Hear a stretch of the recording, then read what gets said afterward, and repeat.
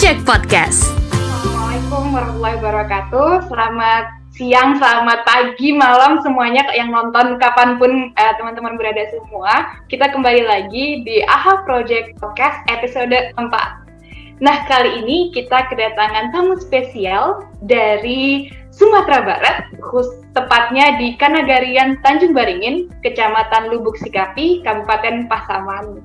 Ada seorang lokal champion AHA, ada Kak Mitya Zikroh di sini. Selamat datang Kak Mitya. Selamat datang. Oh, kok selamat datang? Selamat siang. Selamat sore juga. Karena ya nanti akan ditayangkan ulang kapanpun pokoknya. Ya.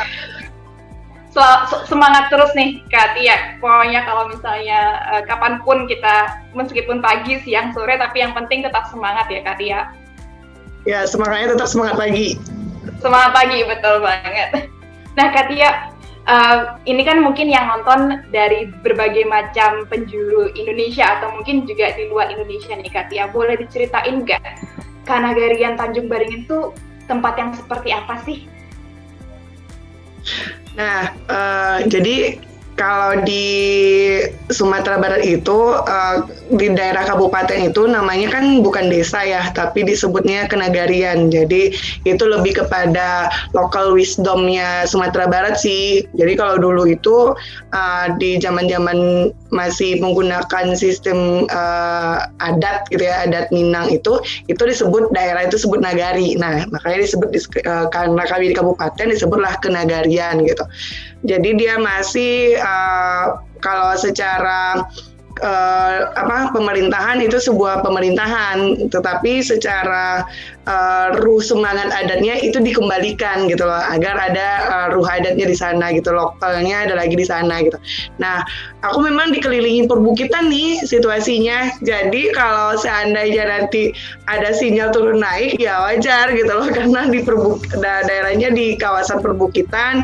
Kalau mau ke sini itu kita bakalan nggak ketemu sinyal, kemudian ketemu lagi, terus nggak ketemu lagi kayak gitu, karena memang melewati beberapa hutan gitu dari Bukit Tinggi. Nah, lokasinya aku juga berbatasan dengan Sumatera Utara. Kita jadi daerah lintasnya Sumatera juga di daerah kita gitu. Ya, kalau dibilang ini masih agak terbelakang, gimana ya? Bukan terbelakang sih. Kalau data sebelumnya itu Pasaman itu termasuk kabupaten miskin sebelum Mentawai. Jadi Mentawai paling bawah, kemudian Pasaman sebelumnya gitu. Karena memang kondisi pendapatan ekonomi gitu ya, itu memang berpusat kepada pertanian Kara. Jadi dia lebih kepada karet misalnya gitu ya, kemudian kakao, pinang yang kayak gitu. Jadi kalau yang kegiatan usaha masyarakatnya ya tidak terlalu terlihat gitu, usaha kreatif pun nggak terlalu kelihatan, memang lebih kepada unsur pertanian tersebut gitu. Ya, Lubuk Sikaping juga termasuk kecil sih. Ini kabupaten besar sebenarnya, ada 12 kecamatan, dan Lubuk Sikaping yang yang jadi ibu kota kabupatennya gitu. Jadi semua pusat pemerintahan ada di situ. Nah, Tanjung Baringin nggak terlalu jauh sebenarnya dari sana. Tetapi waktu aku kerja sama AHA Project itu, aku nggak hanya di Tanjung Baringin sebenarnya gitu ya. Ada di nagari satu lagi juga, Nagari Air Manggis namanya. Itu masih di Lubuk Sikaping juga. Itu sebenarnya jaraknya dari Lubuk Sikaping nggak terlalu jauh ya, tapi kondisi masyarakatnya di sana masih belum terlalu melek dengan teknologi gitu ya. Dan kemudian ketika anak-anak kemarin dikasih gitu kan, mereka, aduh ibu terima kasih gitu loh. Kebetulan teman aku guru PAUD-nya gitu kan, ibu terima kasih. Akhirnya kami dapat yang berbeda gitu kan dengan project worksheet itu gitu kan. Nah, mereka datang ke rumah gurunya gitu kan, nah belajar gitu ya kayak gitu karena memang kondisinya kita di sini berbeda banget. Ketika mereka aku ajak ke rumah pun seperti itu gitu, karena memang ketika pandemi semuanya pada bingung kan mau ngapain. Termasuk kami, apalagi kami yang di kabupaten yang juga Pasaman itu masih ada kabupaten yang susah diakses gitu loh. Jadi mesti naik speedboat dulu gitu kan, kemudian nggak punya sinyal juga di sana. ya masih, kalau aku bilang 3T bisa 3T ya, tapi ternyata kan pemerintah tidak memandang itu 3T gitu kan. Karena aksesnya tadi gitu. Walaupun ada speedboat, kemudian perjalanan untuk ke pusat kabupaten itu habis waktu nanti 7 jam, 8 jaman gitu, itu ada gitu loh. Nah, tapi kan kita ya kembali lagi ke semua keterbatasan itu ada gitu. Dan di sini juga kita temui ketika aku ke kecamatan sebelah aja aku nggak ketemu sama sinyal gitu kan. Nah, nanti kalau udah keluar dari sana baru ketemu sinyal lagi gitu. Jadi nggak cuma dari segi teknologinya yang, maksudnya dari segi gadget atau teknologi yang terbatas, tapi sinyalnya pun kadang nggak masuk ke kecamatannya itu ya Kak ya? Iya, jadi sampai kemana itu Kominfonya bikin kayak tower sinyal gitu ya, tetapi kan dipusatkan di kantor nagari, kayak kantor desa gitu. Ya kadang hidup, giliran lampu mati, ya mati dong. Gitu kan, ketika lampunya hidup baru bisa hidup, tapi ya klik-klik juga kan, karena dia cuman sebatas support dari towernya yang dibikin gitu kan, nggak. Ya kadang bisa diakses, kadang tidak, kayak gitu. Ya semuanya punya keterbatasan sih gitu di sini. Kalau sebelum adanya AHA Project, kira-kira situasi pendidikannya itu seperti apa sih Kak Tia? Kan pada bingung juga nih, mungkin dari segi guru-guru, orang tua, dan anak-anaknya. Seperti apa kira-kira sebelum itu? Jadi kan aku cerita ya, aku kan baru pindah ke rumah yang sekarang, kontrakan sekarang. Jadi di dekat sini banyak anak-anak gitu kan. Nah, waktu sebelum ada AHA kan, anak-anak itu selalu main gitu ya. Dan ya, kebetulan di belakang rumahku ada rumah orang yang punya wifi gitu. Mereka selalu main ke sana. Ngapain sih mereka main ke sana gitu ya? Tapi nggak bawa buku, nggak bawa apa-apa gitu kan. Kok aneh rasanya gitu kan main di sana, dan mereka bisa ngabisin waktu beberapa jam di sana gitu kan. Terus aku nanya, kalian ngapain ke sana ke belakang? Main wifi Kak gitu kan. Oh, main wifi. Terus ngapain? Wifi-nya diapain gitu kan? Nggak ada Kak, main game online gitu kan. Hah? Gitu kan, main game online. Iya, emang nggak dikasih tugas dari sekolah gitu kan? Ada sih Kak dikasih, tapi kami nggak bisa gitu kan. Loh, nggak bisanya gimana gitu kan, apanya yang kalian nggak bisa gitu, maksud aku setidak-tidaknya tentu ada worksheet atau apa gitu ya. Dikasih sekolah gitu kan. Iya, kami nggak tahu Kak mau melakukan apa, cuman ada buku. Nah, kemudian nanti disuruh dikasih tugas di buku itu, udah segitu aja. Iya. Nah, ada satu anak yang kemudian memang ibunya habis melahirkan gitu ya, bayi gitu habis melahirkan. Ini yang anak SD ya Kak Ara. Habis bayi gitu kan, terus anaknya usianya 7 tahun sama anak yang satu lagi itu 10 tahun kalau aku nggak salah ya. Jadi kelas 1 SD sama kelas 5 SD waktu itu gitu. Nah, pasti kan ketika ibunya juga punya keterbatasan, kemudian ibunya juga, aku lupa entah lulus SD entah enggak gitu ya, kemudian ayahnya bekerja di perangkat nagari gitu kan, jadi sehari-hari full kerja gitu.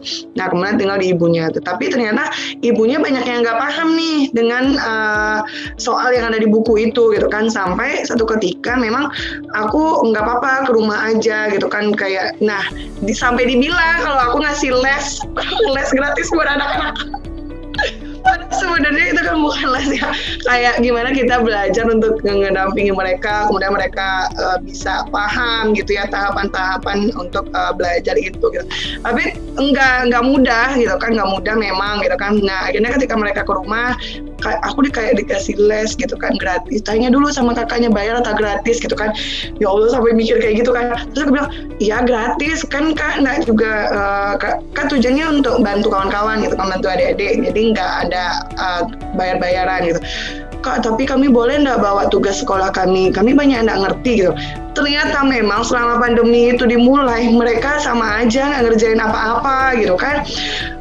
Terus ngapain aja? Iya, juga gurunya nggak dibilang Kak mau dikumpul apa enggak gitu. Jadi waktu pandemi itu awalnya kan guru kan belum punya sistem yang jelas tuh mau diapain.